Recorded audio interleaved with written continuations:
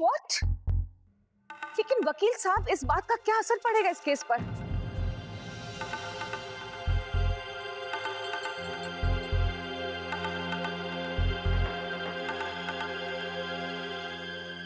Damn it!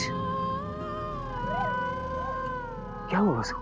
क्या कहा lawyer ने? इंद्रजीत, वो गुंडा राकेश, जिसकी वजह से सारा केस बना है, वो कोमा से बाहर आ गया, उसे होश आ गया है। ओह आई सी।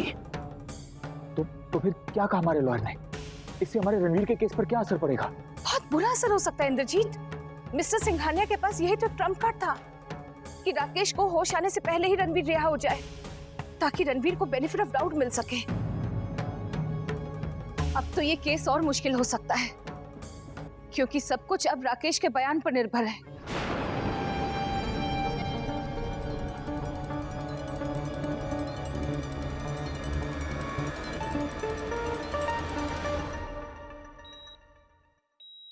अरे अब बस भी करो आशा। जब से होश आया तब से रोए जा रहे हो।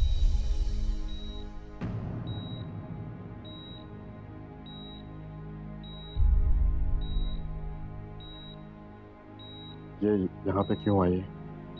ये तो यहाँ पहले भी कई बार आपका हाल चाल पूछने के लिए आ चुकी है। कल तो मंदिर जाकर आपकी सलामती के लिए पूजा भी की थी इन्होंने।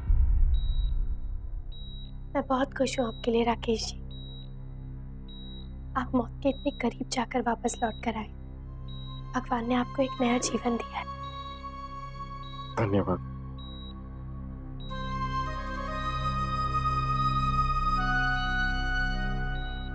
मेरी एक विनती है आपसे राकेश जी। जो कुछ भी हुआ उसकी वजह से मेरा परिवार टूट रहा है। राकेश जी, बहुत बहुत मुश्किलों से गुजर रहा है मेरा परिवार। मैं उन्हें इन मुश्किलों से बाहर निकालना चाहती हूँ। रणवीर जी पिछले 2 महीने से जेल में है। अगर उन्होंने कोई गलती की तो आपका भी तो कसूर था ना। सुनिए जी, साधना जी बहुत अच्छी इंसान है। इतना सब कुछ होने के बाद भी ये आपके लिए दुआ मांगती रही है। साधना जी तो इतनी अच्छी हैं कि अपने परिवार के खिलाफ जाकर आपकी तरफ से गवाही दी है। अगर आप इनकी मदद करोगे जी तो आपके पाप भी कट जाएंगे। सच बताऊंगा तो आप यकीन नहीं करोगे। हमारा इरादा तो कुछ और ही था। आपके पति थे ना वहाँ, उसी को ही हम लोग नुकसान पहुंचाना चाहते थे। इसलिए मैंने आपको छेड़ा ताकि आपके पति वहाँ पे आए और झगड़ा शुरू हो जाए।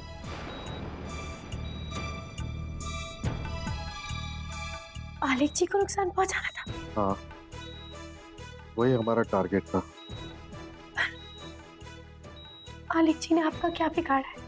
हमें इस काम के पैसे मिले थे और ऑर्डर मिला था कि आलेख को इतना मार मारो कि 2-4 महीने वो बिस्तर से उठे ना। ऑर्डर? किसका ऑर्डर था?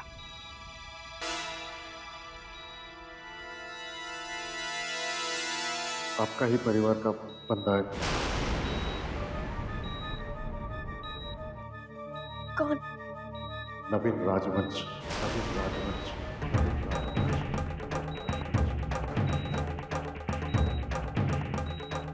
नवीन? उसने हमें ढेर सारे रुपए दिए और ये भी कहा कि काम होने के बाद में और भी पैसे मिलेंगे।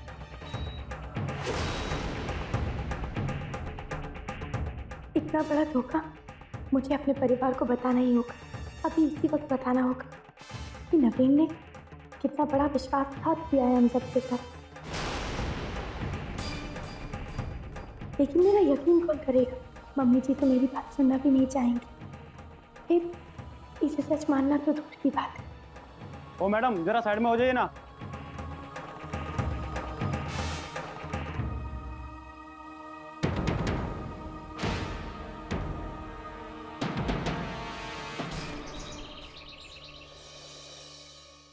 आलेख, बेटा मुझे लगता है तुम्हें मल्लिका को माफ कर देना चाहिए और इस प्रोजेक्ट को आगे बढ़ाना चाहिए। देखो बेटा, ये छोटे मोटे कॉन्ट्रैक्ट्स तो मिलते रहते हैं, मगर मेहरा ग्रुप के साथ इतना बड़ा प्रोजेक्ट बहुत मायने रखता है, हमारे लिए भी और हमारी कंपनी के लिए भी। बेटा अपने तजुर्बे से कह रहा हूं, ये बिजनेस में ये नोक झोंक तो होती रहती है, never take it to heart. पापा मैं मानता हूं कि ये प्रोजेक्ट बहुत बड़ा है, पर बिजनेस का मतलब पैसा कमाना ही तो नहीं होता ना पापा। बिजनेस में तो एक दूसरे पे विश्वास और इज्जत बहुत जरूरी है पापा, और पैसे के लिए हम अपनी इज्जत तो नहीं गवा सकते। वो लड़की कितनी बदतमीजी की उसने हमारे साथ। क्या कोई ऐसे डील करता है अपने पार्टनर्स के साथ? पार्टनरशिप में तो एक दूसरे का पॉजिटिव एटीट्यूड होना चाहिए पापा। एक दूसरे की राय अलग होगी तो प्रॉब्लम्स और भी बढ़ेंगी। पापा प्लीज आप मुझे गलत मत समझिएगा, मैं इसे पर्सनल इश्यू नहीं बनाना चाहता।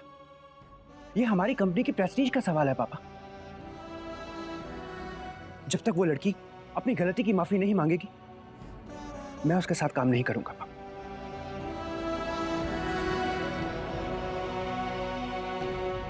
ओके बेटा, आई रिस्पेक्ट योर डिसीजन, मैं तुम्हारे साथ हूं। देखें क्या होता है। All the best.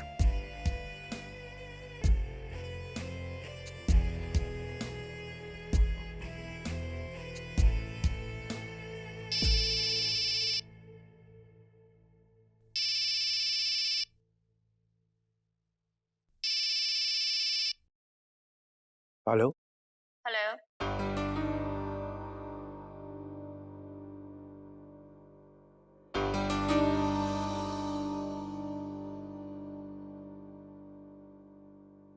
यस आप तो ऐसे बोल रहे हैं जैसे आपको पता है कि किसका फोन है। नहीं वो तो मैं मेरी आवाज सुनकर सरप्राइज हो गए? क्या आप चाहते हैं कि मैं पूरे आगरा शहर के सामने जाकर आपसे माफी मांगूं? नहीं वो फाइन, तो या तो आप मेरे ऑफिस आ जाइए या मैं आपके ऑफिस आ जाऊं।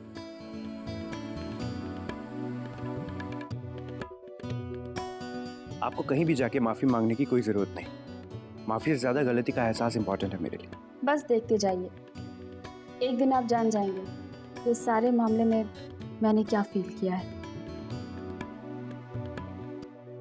बाय।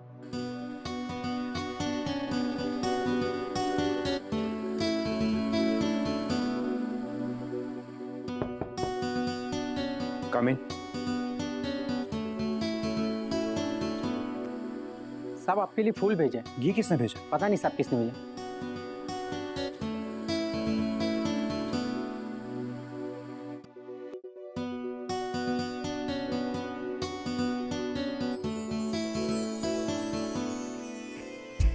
भैया हमारी ग्लोबल बिल्डर से डील होगी, तो फिर मैं तैयारी शुरू करूं?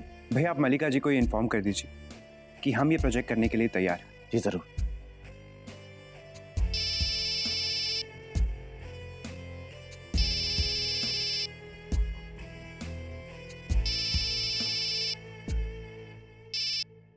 Thanks for the lovely flowers.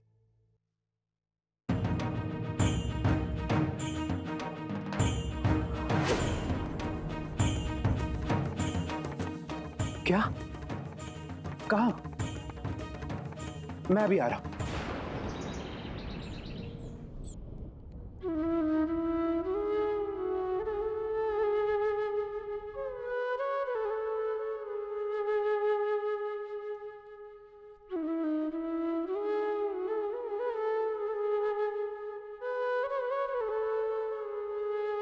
कहीं बाहर गई थी रागिनी? जी मम्मी जी, माँ के घर गई थी। क्या बात है, कुछ हुआ है क्या? तुम इतनी परेशान क्यों लग रही हो रागिनी? क्या साधना ने कुछ कहा है? नहीं मम्मी जी, साधना तो थी ही नहीं वहां पे। वो तो रणवीर से मिलने जेल गई हुई थी। What? Oh God! कहीं उसने कुछ गड़बड़ ना कर दी हो। नहीं मम्मी जी, सब कुछ ठीक है। जिया जी ने बताया मुझे, रणवीर बहुत खुश है। इस लड़की का कुछ समझ नहीं आता है, कब वो क्या कर बैठे। लेकिन रागिनी, फिर तुम इतनी डिस्टर्ब क्यों हो? पता नहीं मम्मी जी, लेकिन मन बहुत दुखी है ये जानकर कि मेरे ही बाबूजी ने मना कर दिया साधना को रणवीर से मिलने के लिए।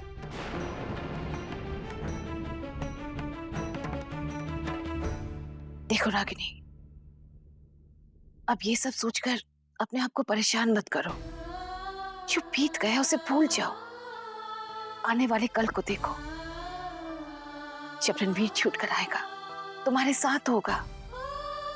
तुम्हारे बाबूजी तो साधना के मुंह में अंधे हो गए हैं, उन्हें कुछ और दिखाई नहीं दे रहा, अपनी ही बेटी का सुख तक नहीं। एनीवे, हम हॉस्पिटल जा रहे हैं उस राकेश के बारे में पता करने, क्योंकि हम नहीं चाहते कि इस बार रणवीर की रिहाई में कोई भी प्रॉब्लम हो। ओके?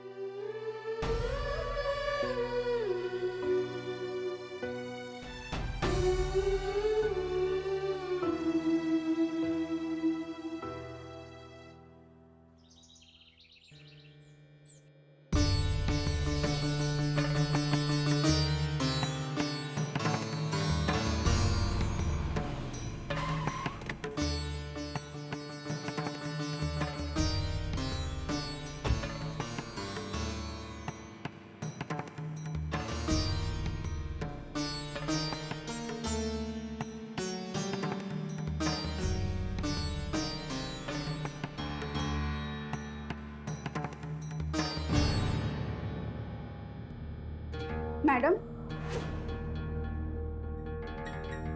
आपने वो जो पेशेंट है राकेश, उसकी वाइफ को देखा है? जी वो उनके लिए फ्रूट्स लेने गई है। कोई काम है क्या? आप मुझे बता दीजिए। जी वो कुछ मेडिसिन और इंजेक्शंस मंगवानी थी अर्जेंटली। ये प्रिस्क्रिप्शन है। अच्छा ठीक है, मैं ले आती हूँ।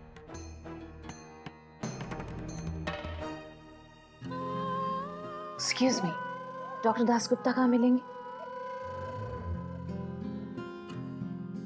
उस तरफ रूम नंबर 8 में मिलेंगे। Thank you.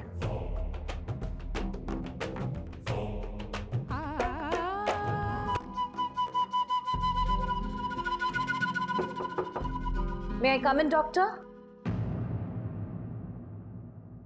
एक्सक्यूज मी, ये राकेश गुप्ता कौन से रूम में होंगे? उस तरफ रूम नंबर 5 में। Thank you.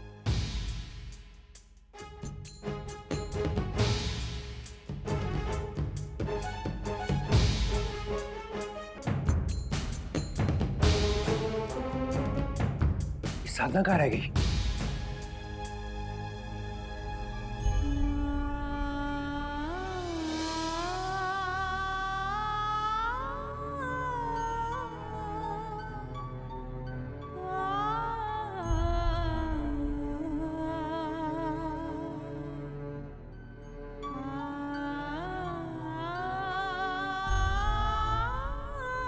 जी दवाई ले आए आप? जी साधना, क्या ये बात पक्की है कि राकेश ने नवीन का नाम लिया? जी, उन्होंने कहा था कि नवीन ने बहुत सारे पैसे दिए हैं उन्हें आपको नुकसान पहुंचाने के लिए। फाइन, मुझे राकेश से मिलना ही होगा। आलिज, वो हमें उनसे मिलने के लिए डॉक्टर दासगुप्ता जी से परमिशन लेनी होगी। किधर होंगे वो? जी वो पीछे। चलते हैं उनको मिलने।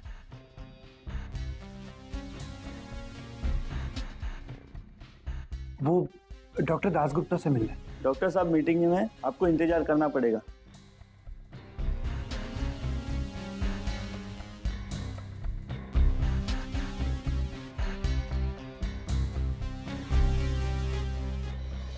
साधना,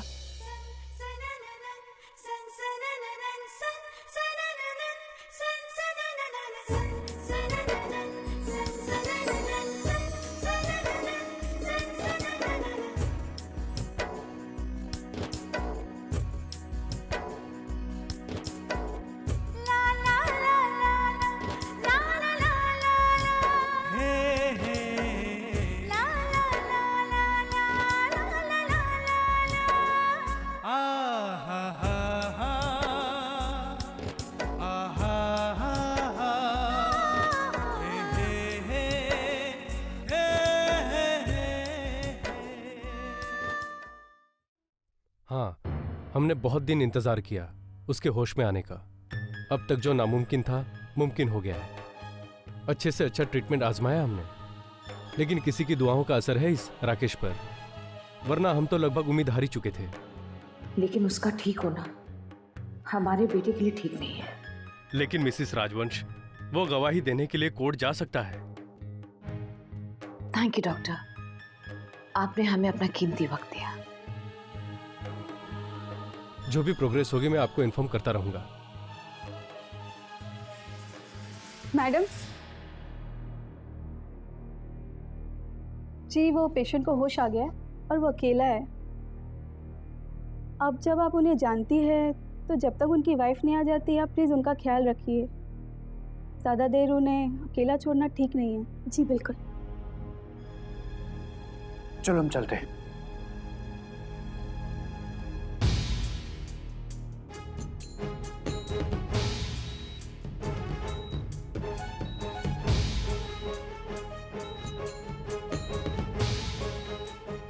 राकेश जी, आपने जो कुछ भी मुझे बताया था प्लीज एक बार इनसे भी कह दीजिए।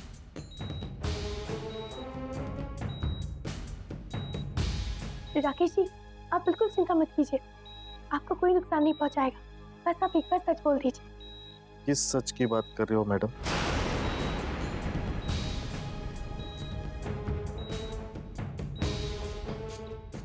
यही कि नवीन जी ने आपको पैसे दिए थे आलिक जी को नुकसान पहुंचाने के लिए। मैडम, ये आप क्या बोल रही है? और ये नवीन कौन है? मैं किसी नवीन को नहीं जानता।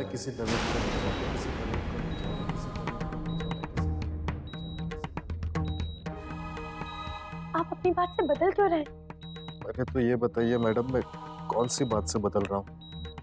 जो सच है वही तो बोल रहा हूँ। अच्छा मैडम, माना कि आपके फैमिली ने मुझे अस्पताल में भर्ती कराया, इसका मतलब ये नहीं कि अब जो चाहे मुझसे बुलवा लोगे।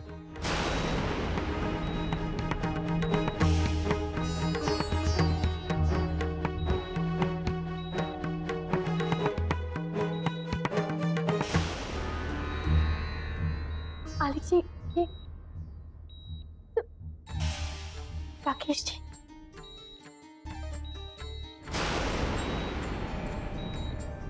आलिक जी मैं झूठ नहीं बोल रही हूँ। आलिक जी, मैंने जो कुछ भी कहा उस आदमी ने मुझे बताया था।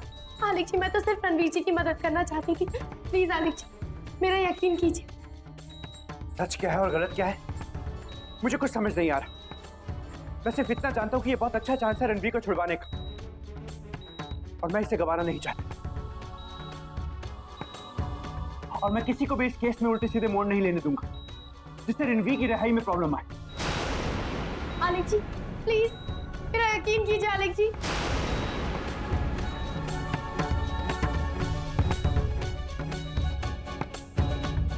जैसा आपने कहा था मैंने बिल्कुल वैसे ही किया है।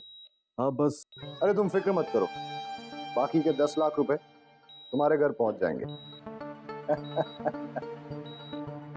और अब ज्यादा सोचो मत, आराम करो। अब तो तुम्हारे ऐश करने के दिन आ रहे हैं। क्यों? चलता हूं।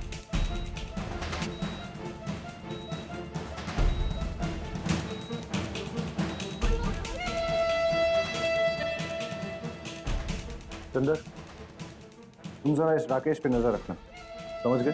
Yes boss.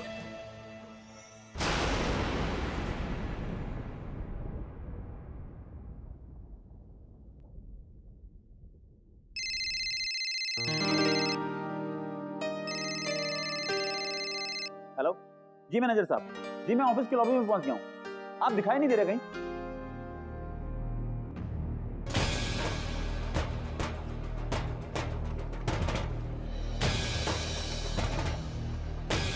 माफी।